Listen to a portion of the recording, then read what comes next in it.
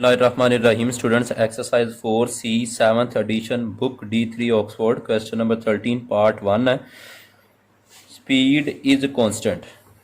जो हमें डाटा दिया गया है उसमें स्पीड कहा गया है कि वो कांस्टेंट है और जो डिस्टेंस ट्रैवल किया जाता है वो डिस्टेंस 4 डेज़ में ट्रैवल किया जाता है. हमने ये चीज़ें नहीं स्टूडेंट्स देखनी होती, मून है, मरकरी है, ये हमने मैथ का क्वेश्चन सोल्व करना होता है और इसमें से गिवन डाटा सिर्फ उठाना होता है. हमारा ये टारगेट नहीं होता वह मून था, मरकरी था कि कौन था, जो समथिंग एल्स उससे कोई फ़र्क नहीं पड़ता, जुपिटर्स आ जाए या कुछ भी आ जाए तो वो स्टेटमेंट का हमारे मैथमेटिकल को उससे कोई रिलेशन नहीं होता.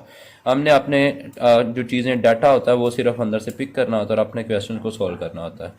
उसने टाइम दिया था कि 4 डेज़ में वो जो डिस्टेंस है वो ट्रैवल करता है.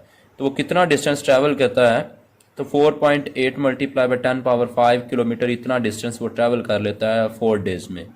और इसका जो फर्स्ट पार्ट था जो कि हमने क्वेश्चन का पार्ट था, पार्ट 13 का पार्ट नंबर 1, उसमें उसने ये बताया गया था कि यहाँ पे डिस्टेंस इन 12 डेज़, हमने यहाँ पे उसका डिस्टेंस जो है वो 12 डेज़ में उसका डिस्टेंस बताना है, जबकि 4 डेज़ में इतना है, आप 12 डेज़ में बताएं. और साथ ही उसने ये कह दिया था कि आप हमारे आंसर को, आपका जो आंसर आएगा उसे स्टैंडर्ड फॉर्म में निकालें. मैं पहले भी बता चुका हूँ, स्टैंडर्ड फॉर्म और scientific form both are the same thing, no difference in each term. Solve question solve करेंगे. डिस्टेंस इन 4 डेज, तो 4 डेज में स्टूडेंट से डिस्टेंस कितना है, 4.8 मल्टीप्लाई बाई 10 पावर 5 किलोमीटर. अब हम स्टूडेंट से जानते हैं कि 4 को 1 से मल्टीप्लाई कर लें तो कोई फ़र्क नहीं पड़ेगा. ये मैंने स्टेटमेंट दोबारा लिख दी है.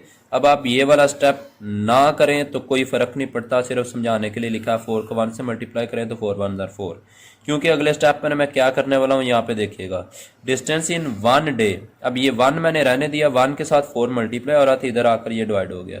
अक्सर स्टूडेंट्स को जब हम बताते हैं कि यहाँ पे आप 4 है तो उसे नीचे ले आएँ, तो उनके समझ में नहीं आती कि ये 4 नीचे कैसे आ गया और यहाँ पर 1 कैसे बच गया. इस वजह से ये वाला स्टेप मैंने किया है, जिन स्टूडेंट्स को समझ आ सकती है और ये वाला स्टेप वो ना करें. और ये 1 यहाँ पे लिखें और 4 यहाँ पे मल्टीप्लाई और इधर लाकर इसे डिवाइड कर दें. जब डिवाइड किया तो डिवाइड सारे के नीचे ऐसे लिख लें तो कोई हरज नहीं है. लेकिन स्टूडेंट्स, तो यहाँ पे स्टूडेंट्स इसे क्या करेंगे, 4 पर डिवाइड करेंगे. तो ये मैंने पहले भी बता चुका है कि ये जो 10 की पावर होती है इनको हम डिवाइड नहीं किया करते. इसको मैंने कैलकुलेटर पर आके डिवाइड किया तो इसने ये आंसर दिया, वो मैंने लिख लिया 10 पावर 5 एजरीज और किलोमीटर्स आ गए. तो यहाँ पे डिस्टेंस इन 1 डे, इसके नीचे डिवाइड मैं फिर इस पर जा रहा हूँ. अगर आप इस पर डिवाइड करने के शौकीन है तो आप कर लें, उसका आंसर आएगा तो वो फिर वो आपके 10 की पावर में नहीं रहेगा, क्योंकि हमने लास्ट में अपना आंसर साइंटिफिक फॉर्म में देना होता.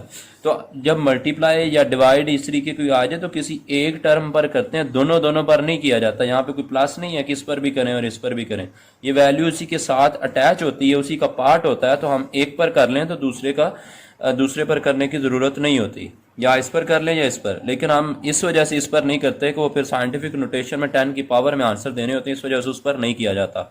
ये आ गया. अब ये 1 डे आ गया. अब हमें तो निकालना था 12 डेज़ के लिए. अब 12 से इधर भी मल्टीप्लाई किया, इधर भी मल्टीप्लाई किया और अंदर वाली स्टेटमेंट एज इट इज़ लिख दी गई जो कि ऊपर दी गई थी. अब जब ये 12 ये इंग्लिश की स्टेटमेंट के साथ तो मल्टीप्लाई नहीं होने लगा, ये 12 जो है मल्टीप्लाई होगा सिर्फ 1 के साथ. 12 को 1 से मल्टीप्लाई करेंगे स्टूडेंट्स, ये 12 1 आ रही है, 12 आ जाएगा और डे की बजाय फिर ये 12 डेज आ जाएंगे.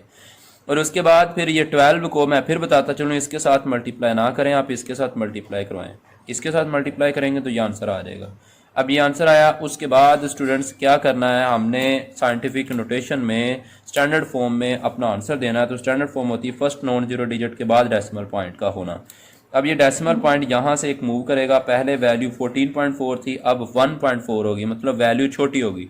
एक का फ़र्क पड़ा है, एक डेसिमल पॉइंट मूव किया है, तो जितनी छोटी हुई है उतनी 10 पावर इंक्रीमेंट कर दिया जाता है, उतनी प्लस की वैल्यू लिख दी जाती है. 5 तो ऑलरेडी थी और 1 एक और आ गया. ये किस वजह से आया, ये स्टूडेंट्स इसकी एक डेसिमल पॉइंट मूव करने की वजह से. 5 + 1 तो ये स्टूडेंट्स हमारा आंसर आ जाएगा 10 पावर 6. एक ही पार्ट आज करना है. ओके स्टूडेंट्स, अल्लाह हाफिज़. बाकी का ये जो है कल पार्ट कर लेंगे. अल्लाह हाफिज़ स्टूडेंट्स.